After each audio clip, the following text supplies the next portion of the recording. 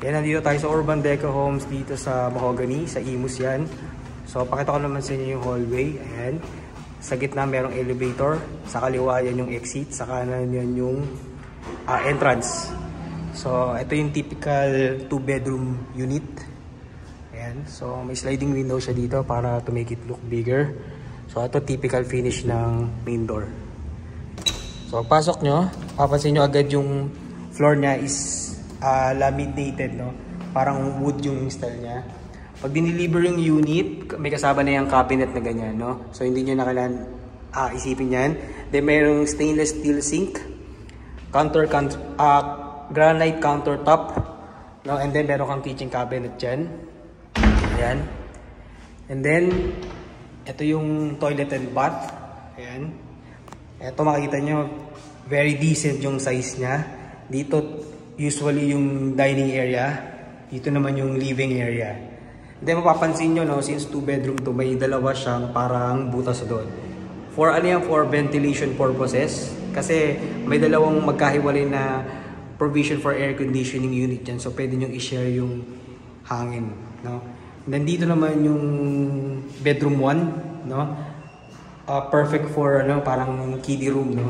And then ayun yung view nyo. Now, let's visit naman yung master's bedroom. Ayan. Ang kaibahan dito sa master's bedroom, mas malaki siya.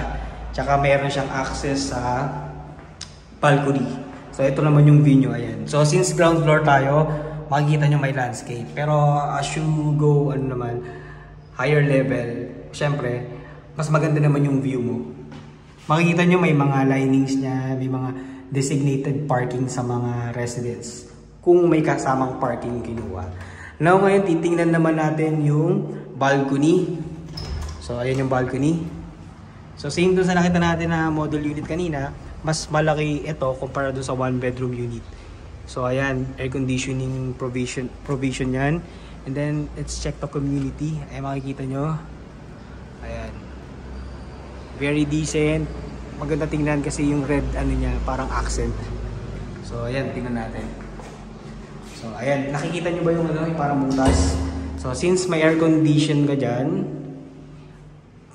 pwede mag-circulate dyan yung hangin. So, ayan. So, ayan yung bedroom, ano, dining, and then kitchen. So, by the way, para sa kaalaman ng lahat, no, compare sa ibang Urban Deco Homes condominium dito sa Pilipinas, dito sa Hampton or Mahogany, dito mas malaki ng few I think meters, no, na unit kumpara doon sa mga ano counterpart nila sa Ortigas. So ayan. So ayan lang muna. Don't forget to like, share, and subscribe for more videos and updates. Bye.